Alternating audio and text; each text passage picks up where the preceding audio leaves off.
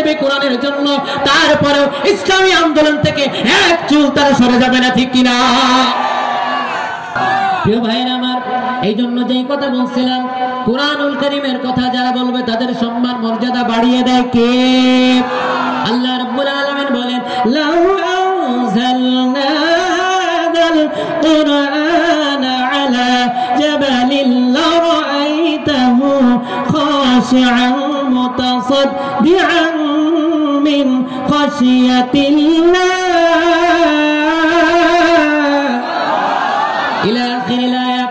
আল্লাহ রাব্বুল আলামিন বলেন, ও দুনিয়ার মানুষেরা শুনে রাখো, আমি আল্লাহ তাআলা যদি এই কুরআনুল কারীমকে পাহাড়ের উপরে নাজিল করতাম, পাহাড়ের উপরে যদি আমি এই কুরআনুল কারীমকে নাজিল করতাম, তাহলে পাহাড় এই কুরআনুল কারীমের ওজন, এই কুরআনুল কারীমের সম্মান, এই কুরআনুল কারীমের মর্যাদা এত বেশি, এত ওজন, এই কুরআনুল কারীমের সম্মানে পাহাড় ভেঙে খণ্ড খণ্ড হয়ে ধ্বংস হয়ে যেত। যেরকম সুবহানাল্লাহ।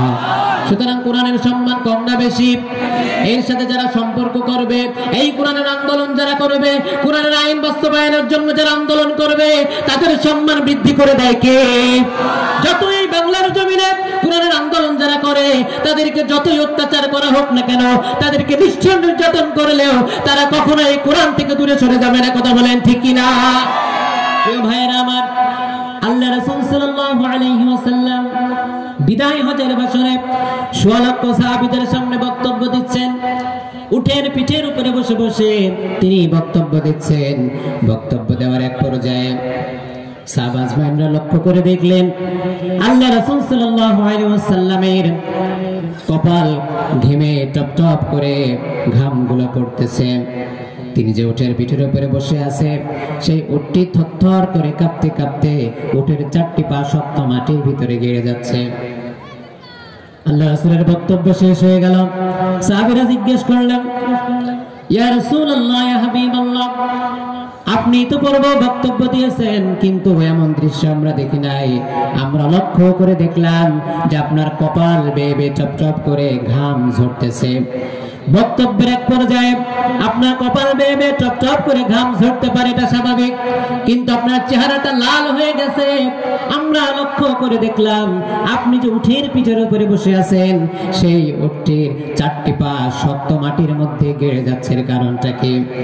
আল্লাহ রাসূল সাল্লাল্লাহু আলাইহি ওয়াসাল্লাম বললেন, ও আমার সাহাবীরা, যেহেতু আমার উপরে আল্লাহর কোরআনুল কারীমের আয়াত নাযিল হয়ে গিয়েছে, আল ইয়াউমা আকমালতু লাকুম দীনাকুম ওয়া আতমামতু আলাইকুম নি'মাতি ওয়া রাদিতু লাকুমুল ইসলাম দীনা।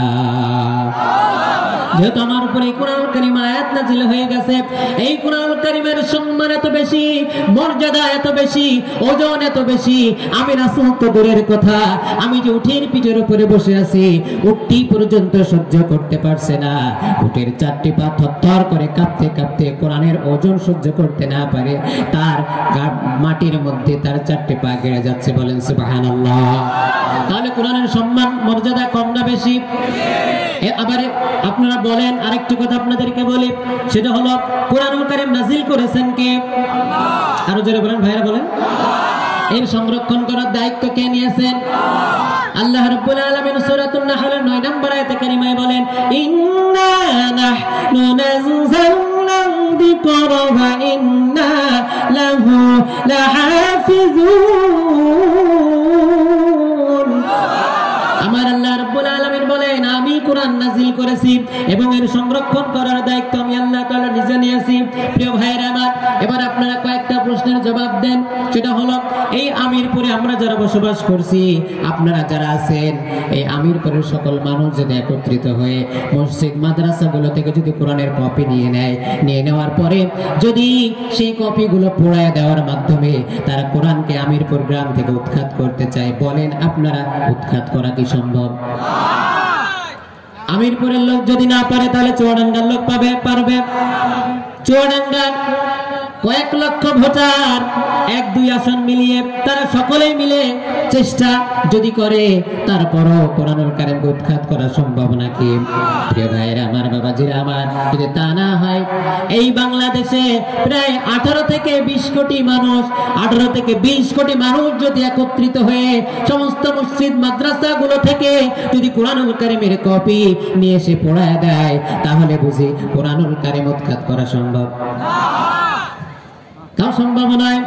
তাহলে প্রিয় ভাইয়ের আমার, এবারে জবাব দেন, সারা পৃথিবীতে 750 থেকে 800 কোটি মানুষ, এই 800 কোটি মানুষ যদি একত্রিত হয়ে তারা যদি চেষ্টা করে বিশ্বের মানচিত্র থেকে এই কোরআনুল কারীমকে উৎখাত করার জন্য, আপনারা বলেন তাও কি সম্ভব?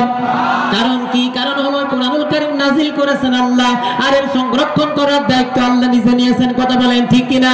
সুতরাং প্রিয় ভাইয়েরা, আমি আমার ভাষায় বলি, এই কোরআনুল কারীম আল্লাহ তাআলা পৃথিবীতে দিয়েছেন আমাদের জন্য, কিন্তু তার কাছে রিমোট কার কাছে? আল্লাহর কাছে রিমোট আল্লাহ তাআলা দিয়েছেন। তো ওখান থেকে অন করে দিয়েছেন, কোরআনুল কারীম আছে, ওখান থেকে অফ করে দিবে, কোরআনুল কারীম থাকবে না। কথা বলেন ঠিক কিনা? ঠিক তেমনি ভাবে এই সারা বিশ্ব, শুধু নয় বাংলাদেশ থেকে নিয়ে শুরু করে সারা বিশ্বে যারা এই কোরআন আন্দোলনের কাজ করছে, কোরআনুল কারীমের কথা বলছে, কোরআনের আইন বাস্তবায়নের জন্য চেষ্টা করছে, সংগ্রাম করছে, মুজাহাদা করছে, তাদেরকেও যদি দমিয়ে রাখার চেষ্টা করে, আপনারা যদি বুঝে থাকেন জবাব দেন, তাদেরকে দমিয়ে রাখা সম্ভব? তারা তাদের জীবন দিয়ে দেবে কোরআনের জন্য, তারপরেও ইসলামী আন্দোলন থেকে এক চুল তারা সরে যাবে না। ঠিক কিনা? প্রিয় ভাইরা আমার, আল্লাহ রাব্বুল আলামিন কোরআনুল কারীম নাযিল করেছেন, সংরক্ষণের দায়িত্ব আল্লাহ নিজে নিয়েছেন। কোরআনের কপি পড়ায় দিয়ে লাভ কি? হাফেজ কি নাই?